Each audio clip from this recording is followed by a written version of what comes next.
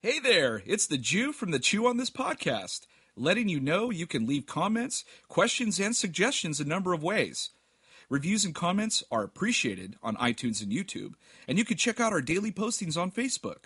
Our Twitter feed and Instagram is at chewonthispod, and of course, as always, you can email us directly at chewonthispodcast@gmail.com. So there you have it, folks. Short of a bat signal or an Avengers card, there's all the ways you can let us know how big of a nerd you truly are. Enjoy and chew on this podcast.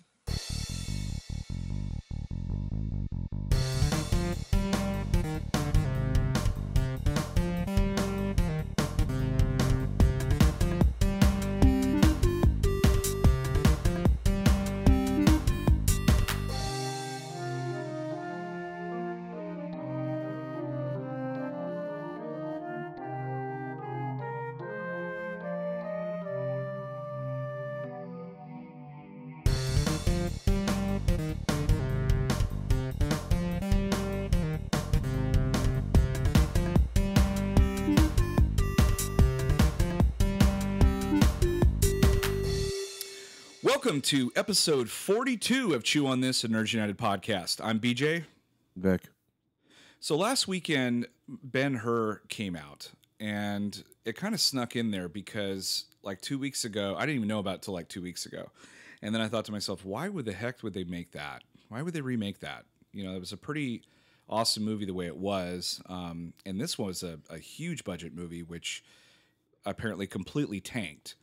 And so it kind of got us thinking, you know, like, let's look back at some of the other remakes, you know, what worked, what didn't work. And then let's, you know, maybe it'd be kind of cool to like remake a movie that is ripe for the remaking, not something that would just be stupid remake because the first one was perfect the way it was.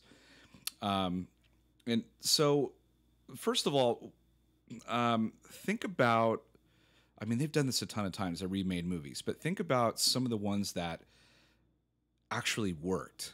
What kind of movies like can you think of the top of your head that actually worked when they remade them? Well, my favorite remake growing up, and I didn't even know it was a remake because there was no internet back then, and if somebody didn't tell you something, you didn't know it. So back in the day, my favorite remake that I didn't know was a remake was The Thing, John Carpenter's The Thing. Oh yeah. Kurt Russell. Yep. Yeah, I remember that one. And I actually went back and watched the original, and it's so much better than the original. Yeah. It's so much creepier. That was one of my favorites. Right off the top of my head, that was the first one. That's a really good one. I didn't think about that one. Yeah, that's a good one. Like Little Shop of Horrors was a remake too. Growing up, I remember that one. The Fly, of course, was a remake. Oh, that yeah, worked. Jeff Goldblum. Yeah, I mean, there's other ones too that are really good. What do you have off the top of your head that are pretty good? Well, recently, Planet of the Apes, like Rise of the Planet of the Apes. Yeah, that's a good one. The Ocean's 11. I actually watched the original one. It wasn't too bad. And then I guess they're going to remake Ocean's 11 again, though, but with females, right? I heard that somewhere. Yeah, it's another remake, so it's a third. It'll be the second remake. Yeah, and then we've talked about Dawn of the Dead. You know, Zack Snyder's first movie. One of my favorite movies, though, man, 3:10 to Yuma. So awesome. I don't know if you've ever seen that, but it's Russell Crowe and Christian Bale. I've never seen either one of them. So good. And then I remember growing up, I think it was like in the late 80s, Dirty Rotten Scoundrels, which was a remake. But this one was so funny. I mean, it had Michael Caine and Steve Martin was just genius in that movie. So freaking funny. But there was a lot of remakes that didn't work and didn't even need to be necessarily remade. Like there was no reason to remake like something like Total Recall, which if you remember, you know, the Arnold Schwarzenegger one was just so like, I can't even explain it. It's a total 80s movie. It's just quirky and you know, lots of action and stupid one-liners and stuff like that. And then they remade it with Colin Farrell, and it was like completely serious and brooding and all that stuff, and we're like trying to make it grounded in reality type of crap. And I didn't like it. And of course there were Easter eggs and pulls from the original one, but that movie just completely boring and fell flat for me. What are some other ones that didn't work? Let me think right off the top of my head. Psycho didn't work at Oh, all. the shot for shot remake. Is that the one you're Yeah, talking about? it's not really a Yeah. remake when you do it. I mean, I guess it's a remake, but it's really not. That's more like plagiarizing. That didn't work. Let's see what else didn't work off the top of my head. The I'll tell you a Planet of big. the Apes. The Planet of the Apes. The first remake, The the Tim Burton one, Oh didn't work. yeah, yeah, yeah. Especially like the females or the female in that movie just look too pristine to me. Like the humans are supposed to be like these pets, pretty much, or the prisoners, and the humans just look too like they didn't look like they were that bad off. They looked like they had makeup on and all that stuff. And plus, that's when they. RoboCop 2. RoboCop the remake. Oh man, I completely forgot about that. Yeah. Yeah, I'll buy that for $1. Yeah, Clash of the Titans. I hated the remake. The Yeah. original one is so close to my heart. In fact, last week we did the influential '80s movies. I completely forgot about that one. That would have been right up there too because that was right in 81 or 82, and I remember that movie very very well, along with Muppet Movie. But I think Muppet Movie didn't quite hit 80. I don't remember, but. What else? Charlie and the Chocolate Factory. I that Gene Wilder one still, I love so much. And the new creepy one with Jack Sparrow. I didn't like that one as much. I don't know. It just didn't capture the fun. It was just kind of copycat. The horror remakes too. Nightmare on Elm Street and Friday the 13th and Halloween. Wasn't really a big fan of Nightmare on Elm Street terrible. one. Yeah, they're trying to bring that back too, and I can't remember. They were announcing somebody that somebody wanted to play Freddy Krueger, some big name guy, and I can't remember who it was now. But yeah, the remake of that was no good. Even though I like that actor, who was that was the guy that played Rorschach in Watchmen. Jackie Earl something. Jackie Earl Haley, yeah, good actor, Yeah. but Yeah, he's in Preacher. yeah, it was just kind of a waste. There was another one. The City of Angels was a remake. And was it? Yeah, that was popular because of the Goo Goo Dolls song. Ended up being way better than the movie because I remember watching the movie. Have you seen City of Angels? Was that the one with Nicolas Cage and Meg Ryan? Yeah, and she fucking dies because she decides to like ride downhill on a fucking bike with her eyes closed. Her eyes. Yeah. That was really smart. And she's a doctor too, dumbass. Yeah. Yeah, I didn't like that movie. You're right. The Alanis Morissette song was bigger than that movie. You're right. That was a pretty big hit. Well, I was thinking the Goo Goo Doll song actually. Oh, is the Goo Goo Dolls song in that as well? Yeah. Oh, I just remember Alanis Morissette's "Unforgiven." I just remember that being a pretty big song as well. That's too funny. But so for us, like we thought it would be a good idea to see like what movie from back in the 80s, ironically, since we just did a 80s podcast, that what would be good from our childhood or something that we know that would be ripe for a remake, upgrade the story with the better technology, and I came up with The Last Starfighter. I don't know how many of our listeners are going to actually remember this movie, but or if they've even seen it, yeah, or even heard of it. But if you're around our age, you have seen it or heard of it. You might not like it as much as I probably did because I watched it all the time on HBO. But it's important in movie making history because it's basically the first time that CGI was used. There were computer graphics beforehand, but the I part is the integration, and this was the first time that computer graphics was used heavily integrated with live actors. Right. So that's why it's kind of a big deal. Yeah, because I remember when Tron came out, that was a big deal. And then this movie came out, and it was big. And then it wasn't until, and we've talked about this before, but it wasn't until like Young Sherlock Holmes when CGI actually started to look, pretty real up against the actors. And then it kind of went from there. I think James Cameron kind of used it a lot in what was that? The underwater movie. The Abyss. The Abyss, and then he used it in Terminator 2, but it was Jurassic Park that kind of sealed the deal. Young you know, after, Sherlock was important because young Sherlock is actually what brought Star Wars back. When Lucas actually saw what ILM did with young Sherlock, he thought, okay, maybe the technology is caught up now. So that was a big deal oh for him. yeah, it was a pretty big deal. And then after Jurassic Park, like I think that's when he started, you know, um, redoing the original trilogy, you know, special editions, which everyone Right. hates.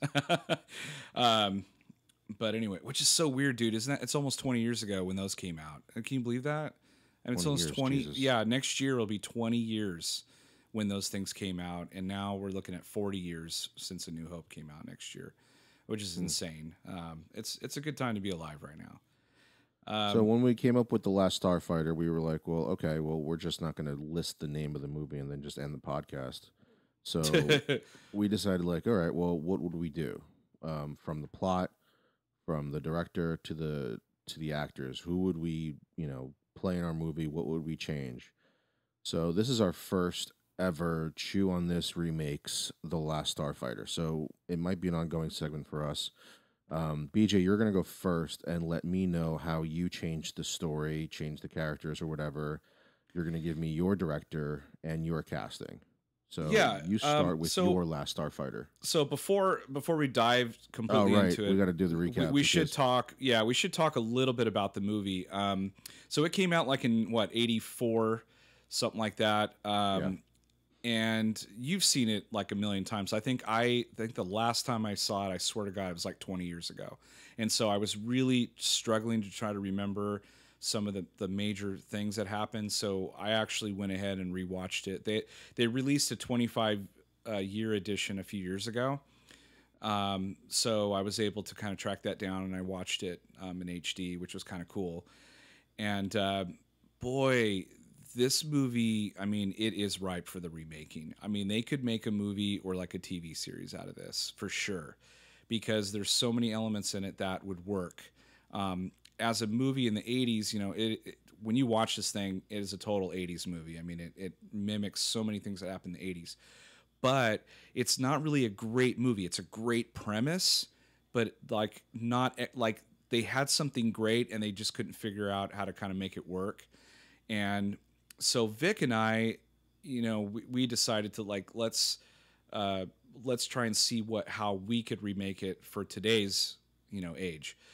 So let's go over, you know, this movie backwards and forwards. So why don't you kind of give, and I'm not even going to say spoilers. Well, I just did, but because it's old. So if you haven't really watched old. it, too bad, you know, or just shut this podcast off and go watch it. But we're going to spoil the shit out of it real quick. I mean, we're not going to do a full on review, just kind of just go over the main points and tell what this movie's about. Right. So basically, this guy is in a trailer park. He's not, I wouldn't say popular or whatever. He's kind of in a rut. And that basically doesn't have too much premise on anything. just that this arcade game is there at this this trailer park, and he's apparently pretty good at it. And so, I mean, just saying this out loud just sounds so ridiculous. so apparently the arcade game is a test to see who could actually fly a starfighter, and see who the best is. So this guy called Centauri recruits them based on what how you would score in a video game if you actually beat the video game. And that's what happens here. And he recruits him to fight for the Great Frontier, against the Kodan Armada. And that's the gist of the movie without going into too much detail. And there's a lot of things that I could explain that don't make that any more sense. It is basically that's it. Like why it's a nostalgia for me when I watched it, or for any kid in the 80s growing up and watching it, was like, oh shit, I could play an arcade game and might get recruited to, go into space. But as an adult, you're like, that's the dumbest fucking thing I ever heard in my life. Like just because I played like Gran Turismo and I'm like 14 years old doesn't mean that I can go out and fucking drive NASCAR, like just because I was really good at Gran Turismo. So the premise is pretty ridiculous. a little off topic, but have you ever like I remember I got Grand Theft Auto 5 a couple years ago, and I played it for hours on end, and then finally left the house and got in my car, and I felt like I was gonna crash into things. I felt like driving over put people, like You were to like beat up hookers. Oh my god, yeah, exactly. But yeah, just driving those cars in that game for so long, you get all like out of whack. I'm sure we could go into a little bit more detail of the Last Starfighter, but that's basically the gist. This guy gets recruited from an arcade game to try to defend the universe or the solar system or whatever. That's basically it. That's how that's the whole movie basically. Yeah, and there's some father and son issues in it between aliens, and there's the alien that recruits him, and then there's is basically like a used car partner salesman who's a lizard guy. Yeah, I thought he looked like a turtle. Well, he did look more like a turtle, or like close to like Bosk, what Bosk looks like, or he's like a combination of Bosk from Empire Strikes Back and the guy in Enemy Mine. He's kind of like that. Yeah. And again, oh man, Enemy Mine is such a great film as well. But so anyway, we decided we're both going to what would we do to remake this movie for today's age? And so I'm going to go first. I actually had a really tough time trying to remake this thing because, for one, I don't have a lot of time, but number two, it's real, man. It's been a long time since I sat down and just written something and really thought about something. And if I had more time, I'd probably really get into depth. But so basically, I changed a few things. I made the main character a girl instead of a boy. And I had, like, if someone I would have to direct this thing, I would say like a Robert Zemeckis type, or Robert Zemeckis, okay? And or maybe even Robert Rodriguez, because he's good with kids. So I don't really have any casting ideas for young Alex or young Xavier, which would be not her friend, but like a nemesis within her trailer park. I've started in a trailer park as well, because I thought, oh, that's great, because like that's a good place for nobodies to kind of live, and like they have these hopes and dreams, and they're trying to get out of there. I think that's a great premise. So I kept that the same. So basically, I had the movie kind of start in space, and you guys out there are probably getting, and you too, Vic, are probably going to hear parallels on a lot of different movies, because I really did borrow from a lot of different movies, but who doesn't do that anymore, So I start this thing up in space, and essentially there's this spaceship, and it flies around the universe, and it drops these simulators, not a video game, drops simulators onto planets for people to discover and play. And then if they win, a probe, kind of like Wall-E, the ship just shows up and sucks you up and goes, So like the ship shows up, will suck you up and take you to the command center, and then start training you to fly the gun stars or the ships. So there's this ship going along, and it's got one simulator left to drop off, but not before it gets almost captured. Like there's a huger ship following it, kind of like in the beginning of A New Hope, and it's following it and it's shooting him. And so they jettison the simulator at the last minute before they explode, and that simulator gets thrown, through space, hurled through space. Eventually it comes to Earth and lands in the middle of the desert, like in this, and creates a big pit. So it just falls in this, makes this big hole. So, and then there it lays. And then it kind of moves over to the trailer park that's nearby, or a reservation, I guess, if you will. And there's a young girl, and then there's a young boy. And they're not friends. They just happen to live in the same trailer park, and he tortures her every chance he gets, and she kind of catches him doing something that upsets her, and she chases him, and they're running through the desert, and they both fall into this hole, and they come across the simulator. And of course, they're just staring at it, and there's a blinking light, and the girl pushes the blinking light, or maybe the boy, well, the girl pushes it, and then it comes to life, and it says, it has this speech, and so she sits in the cockpit and starts flying it, and she's like kicking butt and doing like really, really well. And the boy pushes her out of the way at the last minute and jumps in it and like defeats the game at the last second. And then the probe comes and picks him up and sucks him away. And she's freaking out. You know, she doesn't know what just happened because you just saw this boy get sucked up into space. So she climbs out of the hole and gets away from it and never tells anybody. It never goes back to that hole. And then it like goes 10 or 15 years later, and she's, you know, older, and she's still in the reservation. Her mom had died, and now she's taking care of her sick dad, and then he finally passes away. And so she's kind of sitting on the hillside, kind of like Luke, looking up at the two suns, you know. She's kind of looking there at the moon, and then she notices like this flashing light way off in the distance. And then so she goes there, and it's the simulator again. And she goes, oh yeah, I forgot about that. So she climbs down in the hole, and she remembers the boy being sucked up, and she thinks, well, I have nothing left on this earth that I care about anymore. And so she plays the simulator, beats it, and then gets sucked up. So that's essentially like how I began it.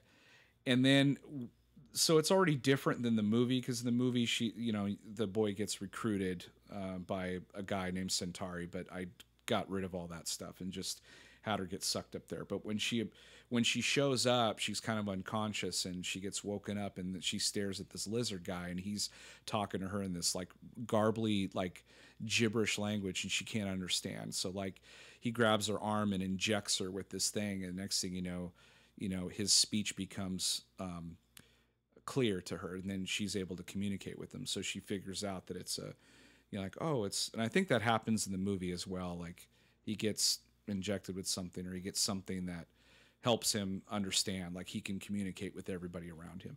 So she can communicate with him, and he basically tells her what's going on. There's an intergalactic war, and that she's been chosen based on she beat the simulation.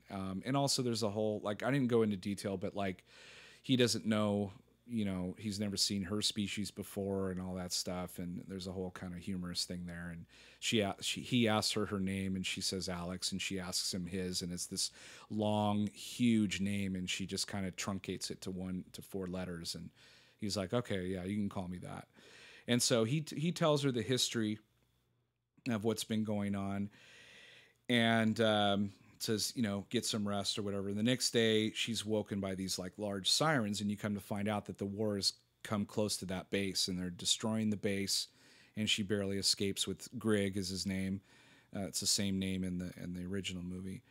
And they're able to they escape, you know, on this ship, a Gunstar. And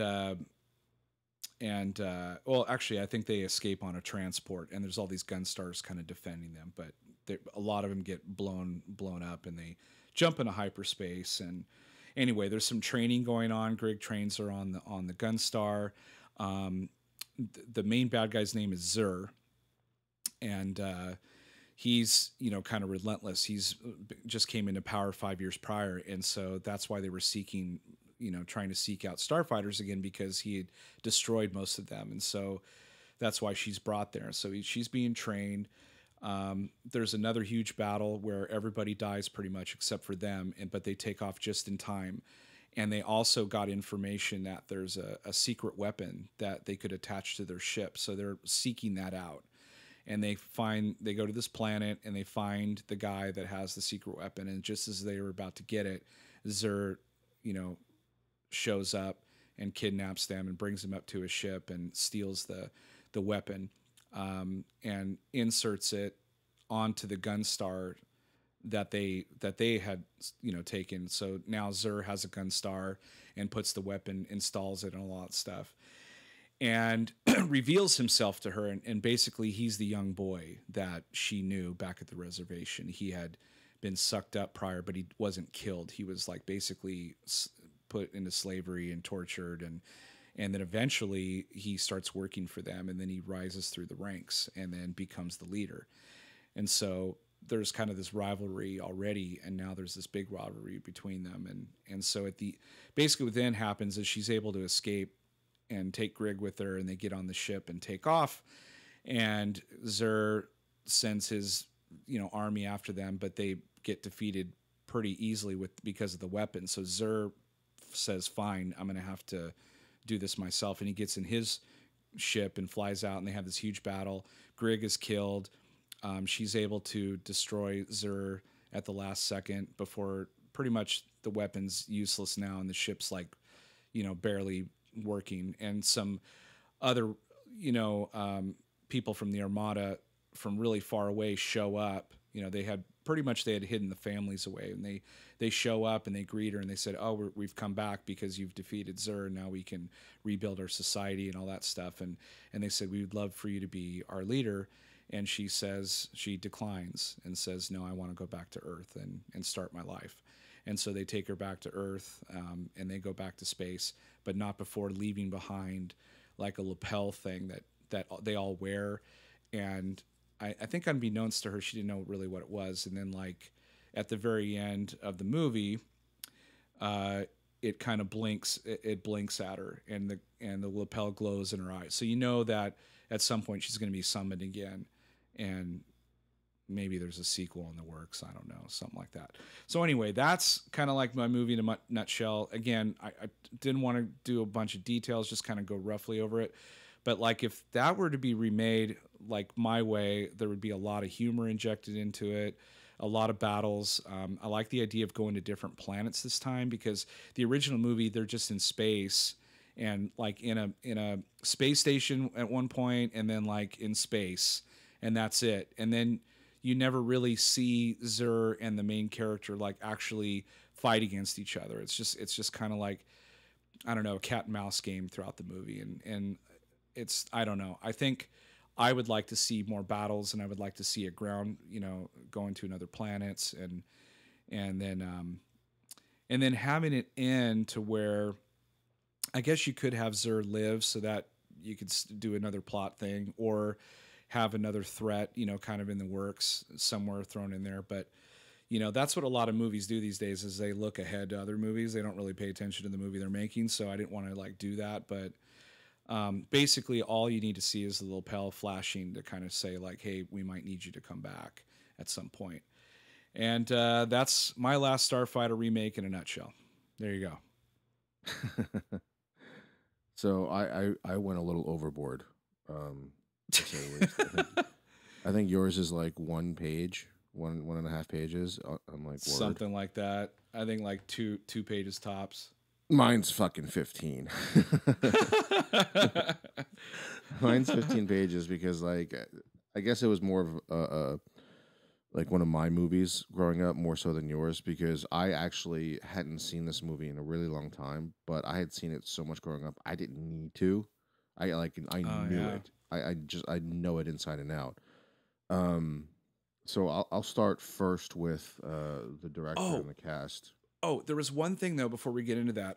In the recap, we forgot to mention there's this kind of plot point where, because Alex goes out into space and he's got family back home, they decide, the director decides, or the writers decide, to clone him and leave a clone back home so that he could be away, so that there isn't any kind of like, not like, it's, now that I think about it, that's so dumb, because what are they supposed to do? Like, if they didn't put a clone there, they would just go, "Oh, our son has been,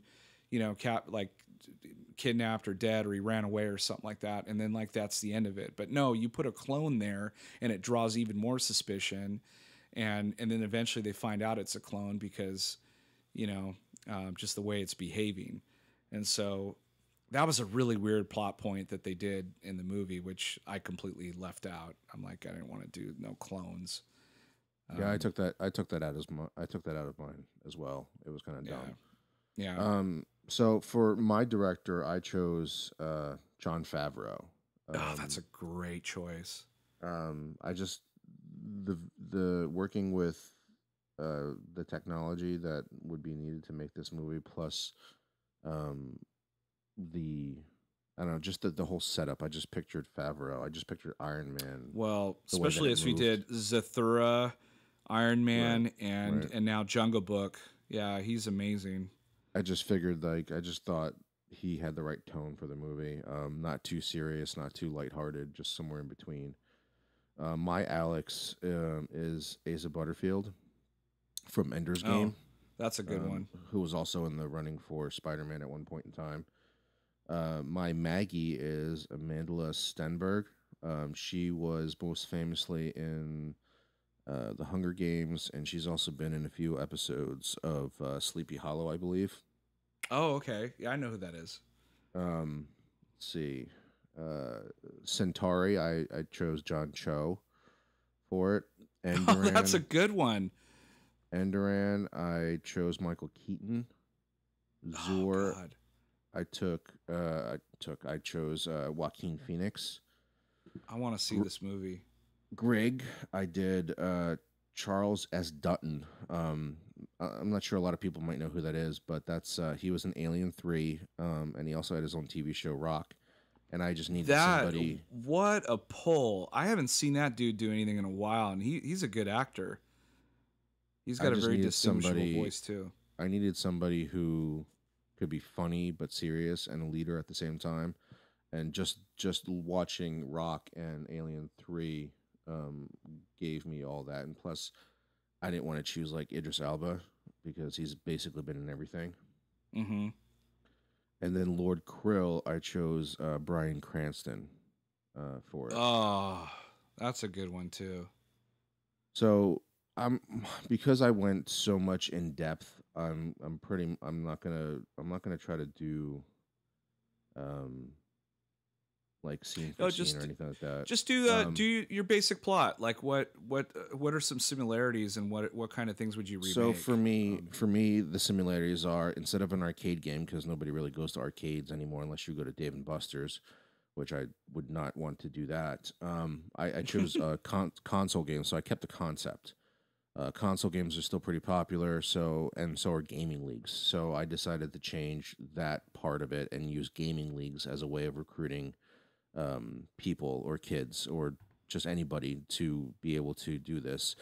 The difference is that in the original movie, he basically just shows up, gets in a gun star, and just starts fighting. There's no training involved whatsoever. There's nothing. He just fucking just goes into the ship and just after shooting like 5 or 6 drones, targeting drones, he can take down an entire armada. So that just goes to show you like how piss poor the Kodan army actually was.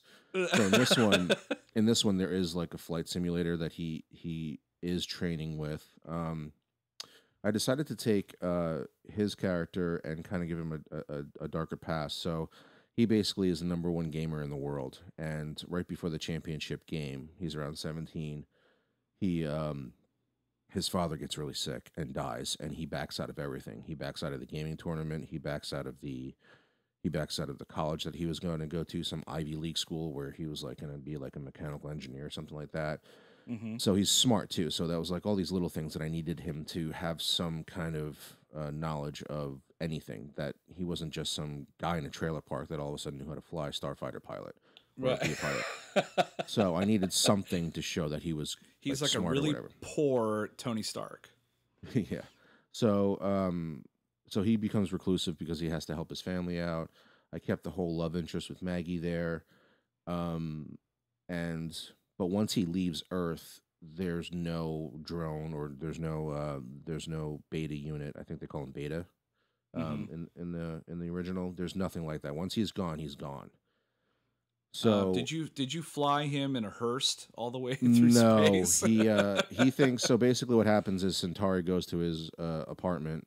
I didn't put it in a trailer park. I put it in an apartment, and he asks Centauri is pretending to be a recruiter for the Ivy League school that he had applied to a while back, and wanted to know why he hadn't applied, and offered him a full ride, and everything would be taken care of if he would go with him like the next day to the school. So it would make more sense because in the original version, Centauri really is like a used car salesman basically, Yeah, I and can it stand seems that. really weird that the army, the frontier army, was allowing this like used car salesman to recruit like all these elite fighter pilots based on a video game. So it didn't really make sense. So Yeah. I used Centauri and I changed him from a used car salesman type person to an actual general in the army or in the Frontier Now army. was he humanoid? Was he disguised? Because like Centauri in the movies, like he's a human, but he's really not. He's like that's just a disguise. It's a human. It didn't really matter to me. It Okay. honestly didn't matter. Like I didn't go through the whole death thing too, either. But why he decides to do this and using this is because the simulator is almost the same as the video games that all these kids are playing or all these people are playing. Okay. So it was a way of actually recruiting actually the best of the best using a tournament instead of like dropping arcade games all over Earth. So he would only Where do these recruit come one from? player. Yeah, he would only Yeah. recruit one instead of like however many beat the game. And again, the reason why he did it was because it was the so what happened there, the background is that there was a huge war and the Kodan army was defeated and by Enderan, who becomes the emperor, and the son, who is Zur, and Zur is killed in the final battle, and Supposedly. yeah, and Enderan becomes the emperor of the Great Frontier, and because they basically put up this giant force field around all the peaceful systems, they don't think that they need a giant army anymore like they did in the past. So they basically decommission almost all of the Gunstar ships. There's still fighter ships out there, but nothing like these elite Gunstar ships. Mm. So when the Kodan army all of a sudden becomes more powerful and their ships all of a sudden resemble their Gunstar ships, they need to recruit more fighter pilots or Gunstar pilots. And Centauri comes up with this idea of taking the simulator, the electronics of the screen or the HUD of the simulator, and putting it into a video game, and trying to pay attention to these like gaming leagues, basically. So Right. I Gotcha. kept the cheese factor in that sense. I tried to make it more reasonable, even though like saying it out loud right now, it's still a little ridiculous that you would recruit like fighter pilots based on a video game. But I tried to make it more elite, I guess. So, anyway, what ends up happening is you find out later on that when Alex pulls out of the tournament, this other guy ends up winning the tournament. Centauri actually recruits him, and he is responsible for not protecting Grig's home planet in Hmm. Kodan's when Kodan comes back into power, and his planet is basically destroyed, and there's only a handful of Grig's like alien species left. So the original Starfighter pilot that was recruited from Earth was supposed to be Alex, but it ended up being the other guy who won the championship when Alex pulled out. Right. So So he failed. right, so Centauri finds out that Alex actually pulled out and had this like ridiculous record, and it was him that was supposed to win the thing. So that's why he goes back to Earth to try to find Alex. Gotcha. Okay. Um, That's cool. Yeah. Cool. so basically, Grig is a big dick in this, and not like in the not in the original where he's just like a big goofball almost, like not like Yeah. badass like Well, Louis it's a Gossett little Jr. serious because his planet was blown up. Like Spock's. So he's upset. Right, but he's upset also because now they're bringing another human in to become a starfighter pilot, and Oh, that's a the good. first So it one, like has like right. tension, and while he's training him, he's like pushing him hard and all that stuff. So the way Centauri, I believe, or the way Centauri gets Alex to finally fight in the original is the beta unit is killed or whatever or something like that. An alien attacks Well, a the bounty hunter comes down and right.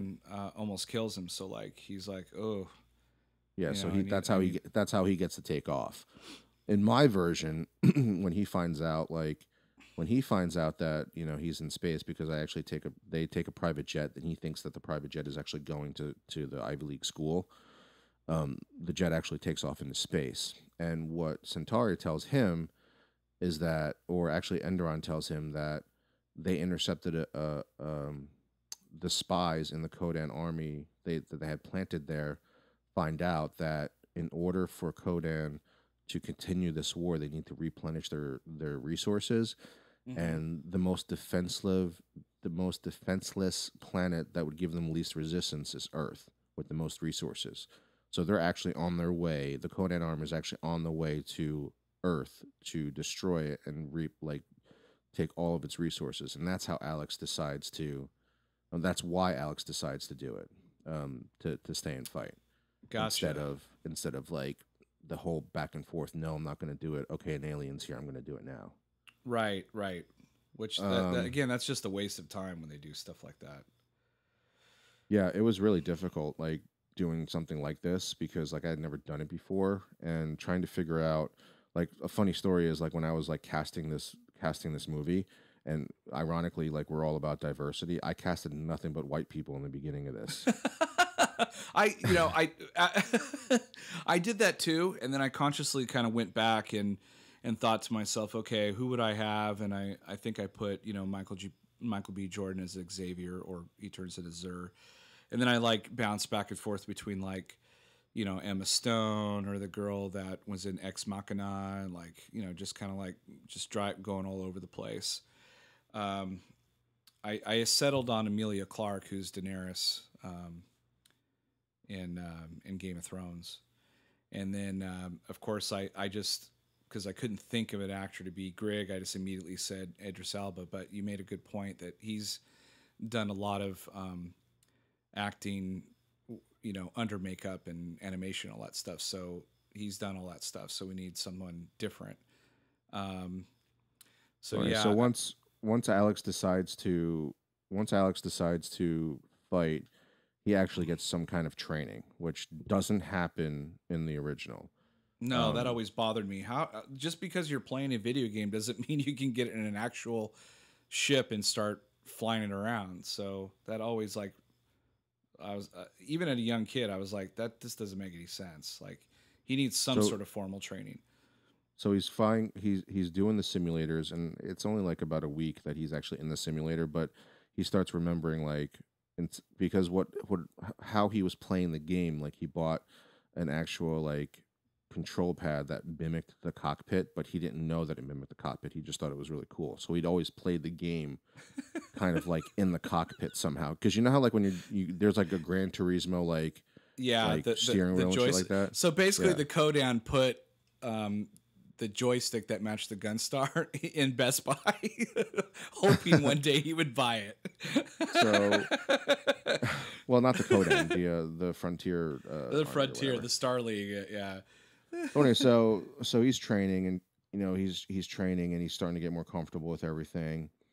And what ends up happening is during one of the training missions, or training sessions, the Starfighter Academy is attacked. So what ends up happening is the Emperor Enduran, who's the Emperor of the Frontier, he sends like 90% of his forces to intercept the Kodan army, which is in my version they're going to intercept them and at Saturn. Um, so all of them are waiting there. Nobody shows up, and then all of a sudden the Starfighter Academy is attacked.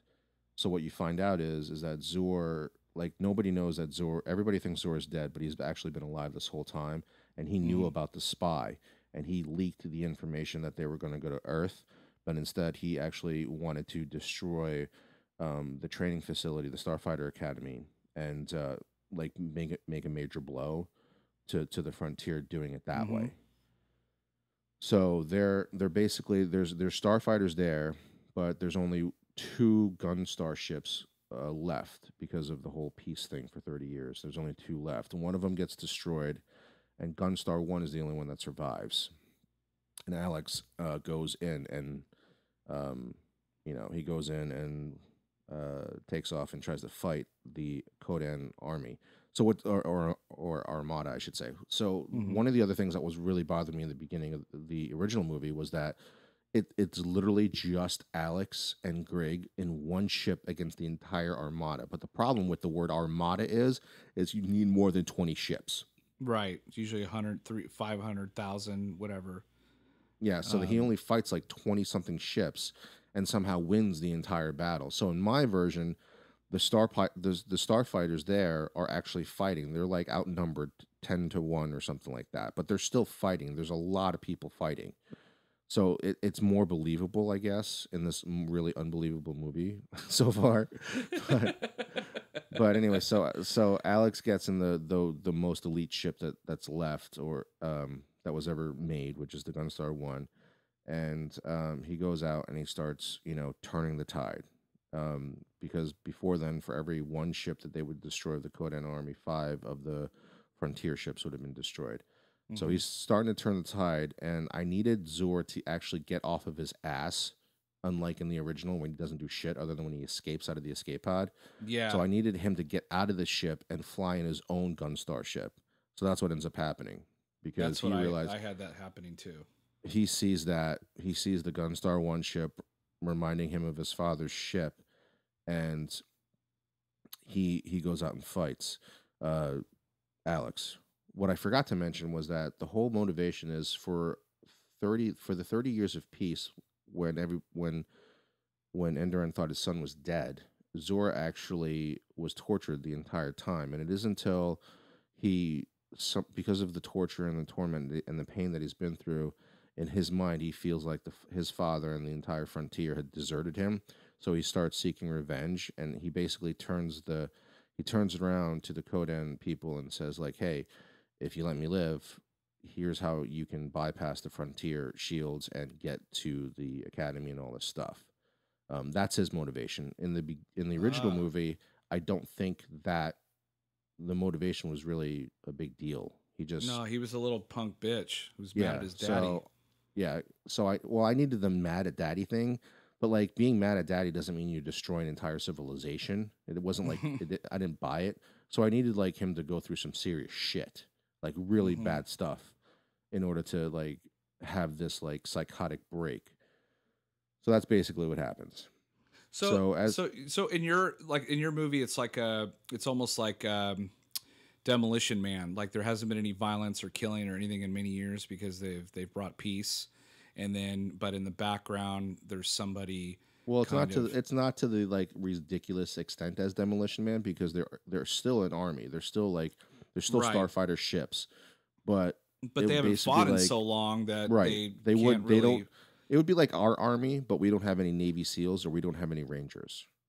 Okay, no So no like like that spy that specialty. program is like disbanded basically because there's no Gotcha. need for it. Because the Kodan army was destroyed. They're behind this giant force field or shield, whatever, which is what the Great Frontier actually is, and they don't see a reason for it. They've just known absolute peace for 30 something years. I bet they're gonna think twice now. They're gonna Yeah. be like, we better like train our people and all that good stuff. No, that's cool. I mean, I like some of the changes that you made because the movie, again, folks, like if you've seen the movie, you haven't seen it, whatever, it's cheesy. I mean, it's completely schlocky and cheesy movie. I mean, it's total 80s and it reminds me of all the other 80s movies that happened around it and all that stuff. But there's just a lot like when you're watching it going like, oh, like this would be really cool if they did this or this, but they just didn't have the budget. It was just a very low budget movie, but it had a really good premise. So I imagine if they could pump $75 million into this thing, it would be a really cool movie and get some really good writers and a good director. And I think it's ripe. It's ripe for a franchise, I Well, think. I gotta finish the story first because you cut me off before I finished the actual Oh, okay, story. go ahead. So they end up fighting, and um, Zur and Alex Alex realizes, fighting against. yeah, Zor and Alex start fighting, and Alex realizes that this guy's better than he's ever played before or fought before or whatever. And there's this move that I tease in the very beginning of the movie that he fails miserably at because you get like lives in video games. So Hmm. there's this like maneuver that he does in the one of the opening shots of the movie, and he loses one of his lives. And basically, what ends up happening is he realizes that the ship that he's in now is faster and quicker.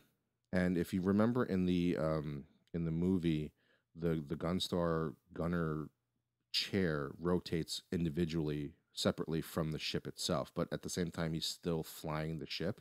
Yeah, So yeah. so what I did was I made sure that doesn't happen unless you're actually in Gunstar 1.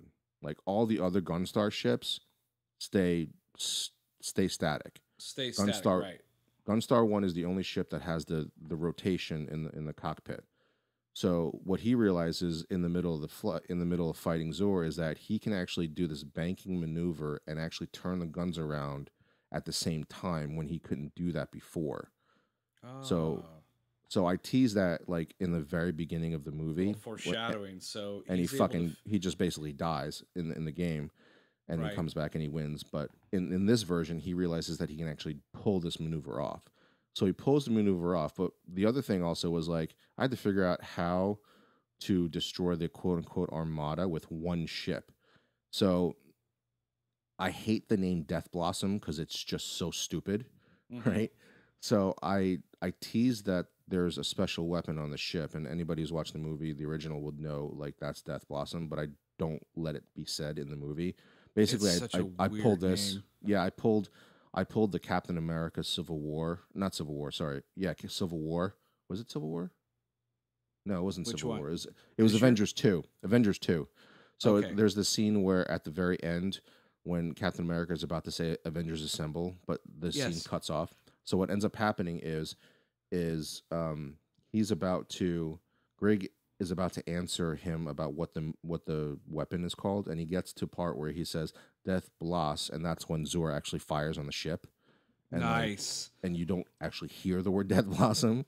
I know. So anyway, I always said turd blossom. I was like, So as he makes this maneuver and turns the gunner ship or the gunner cockpit around so he can fire and turn at the same time, as soon as he fires on Zor's ship is like almost completely dismantled but not destroyed, and he kind of ducks behind the main command ship of the Conan army, and he seeks like refugee behind it, like using the main ship as a shield, oh, and cool. that's so Alex, as he turns around and does this and sees that Zur's ship is about to duck behind the command ship, he tells Greg, now fire the whatever. He doesn't know what it is because I didn't want the word Death Blossom said in the movie.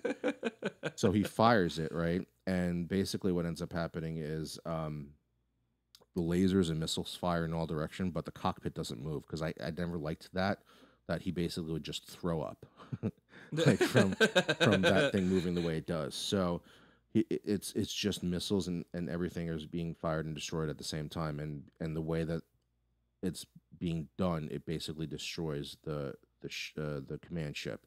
And Zor, because he flew behind the command ship, is able to escape almost like Darth Vader does in A New Hope, while the Death Star is being blown up.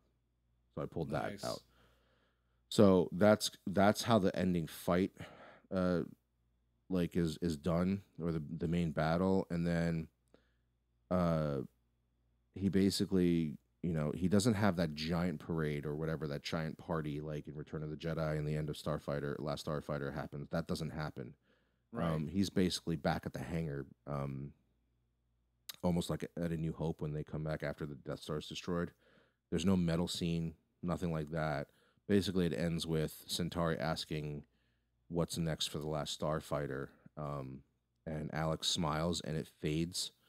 It fades to black, and then you see Gunstar 1 heading towards the moon, and behind the moon is Earth. He's gonna go back. Oh, Um, sweet. They and should then do the like movie you should just do like a post credit scene or something. like an end credit scene. Yeah, I have like Alex Centauri. Zerf flying through I have air, flying through space, like I Darth have Vader at the end of New Hope. maybe like Alex Centauri and Greg are eating shawarma. Or Alex and Maggie are, bumping uglies against the wall or something.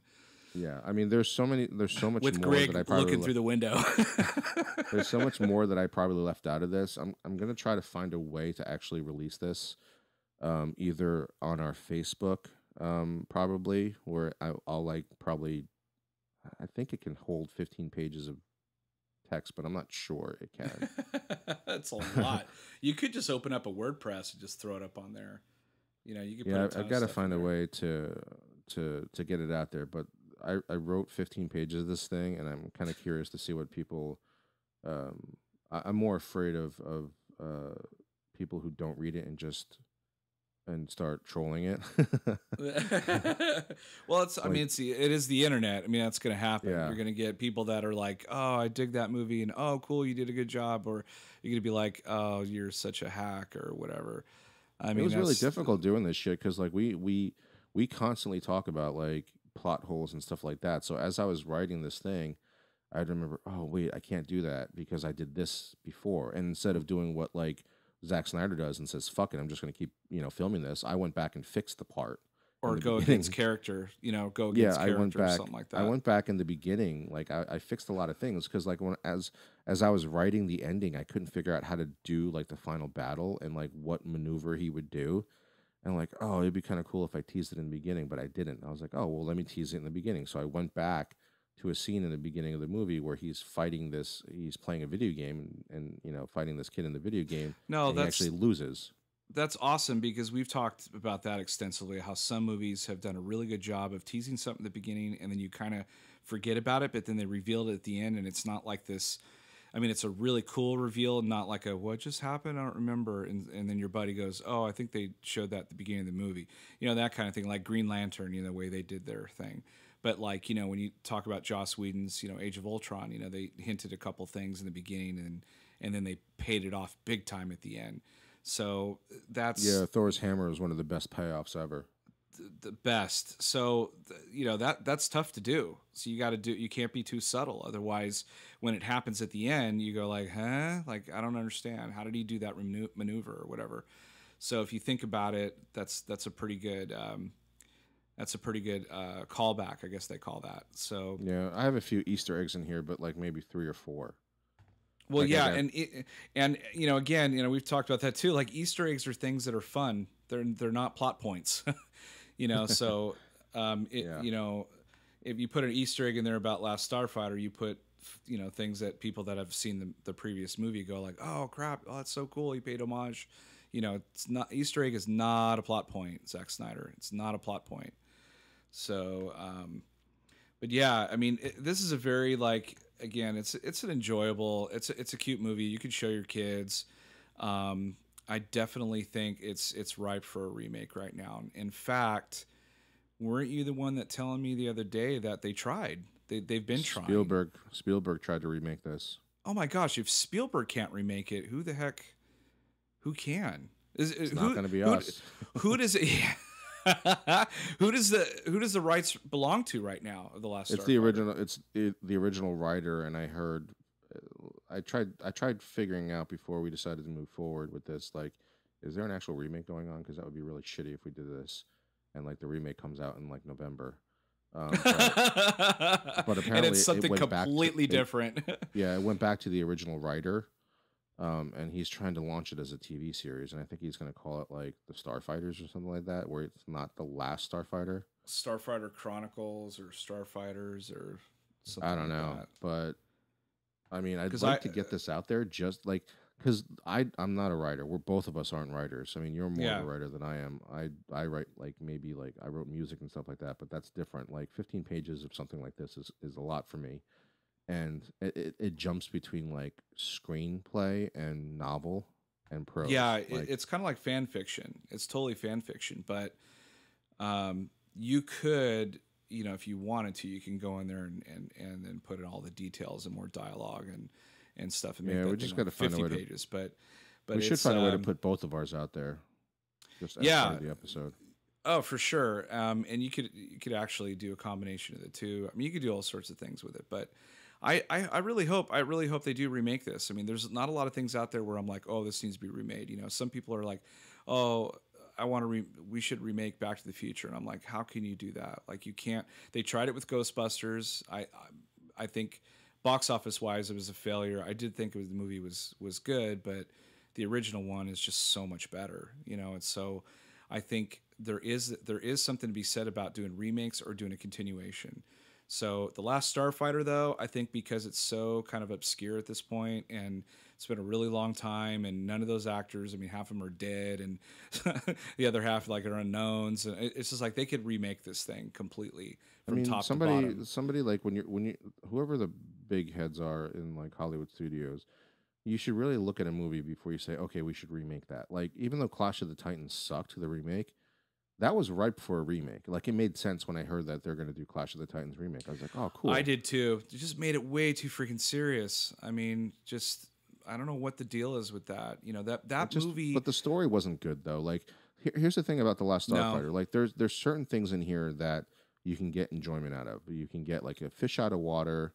You know, a boy who doesn't have anything, or a guy who doesn't have anything to really going on in his life, all of a sudden, you know, becomes like the savior of the universe. Like for me, I had this guy's father dying, him taking care of his family, and all of a sudden, he's asked to save the universe, basically. You know, like so it's all these like it's old stories. You know, like Yeah, I mean, he's just you Luke know that have Skywalker. been Luke redone. Right, Skywalker. exactly.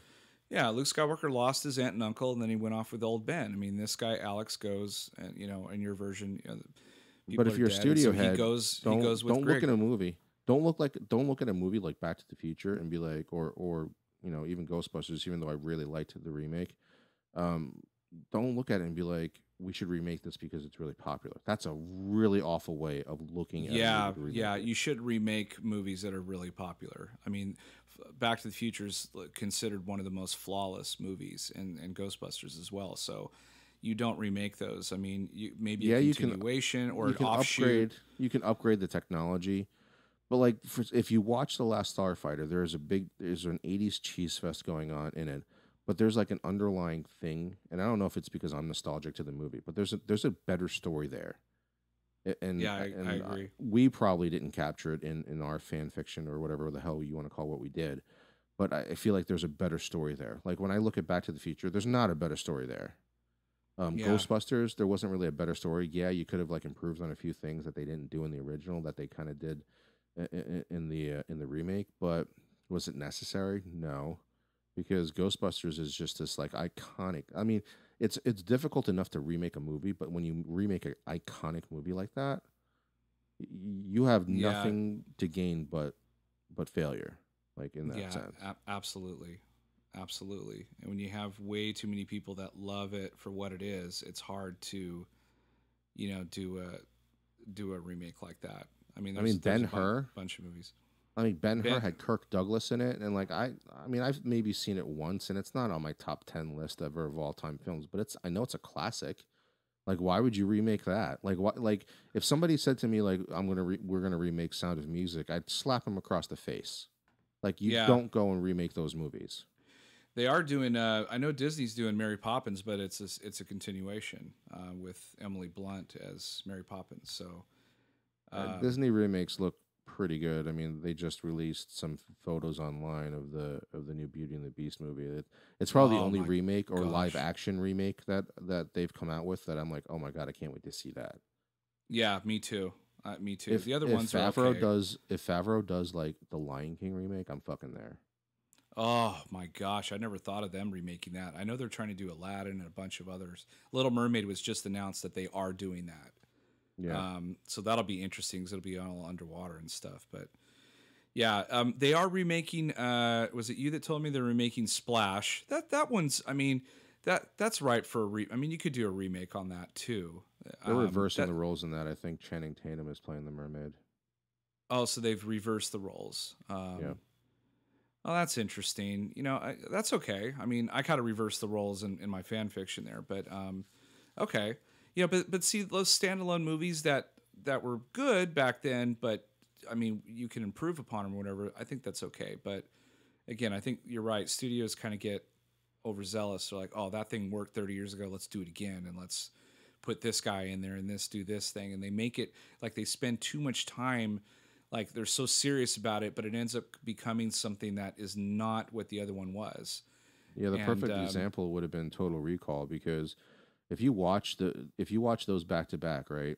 And if you didn't think of like the name itself, the story in Colin Farrell's Total Recall makes so much more sense it than does, the Arnold Schwarzenegger version. So much more it sense, but I does, like the Schwarzenegger version better. yeah. Well, because it's Schwarzenegger, and there's one-liners, and there's like that crazy things going on, and mostly the one-liners and all that stuff. But yeah, they made the second one way too serious, but they made it make the story made a lot more sense. So yeah, I mean, I don't know, it's kind of hit and miss there. I don't know, Yeah. but Anyway, anyway, this is our first attempt at yeah, remaking a movie.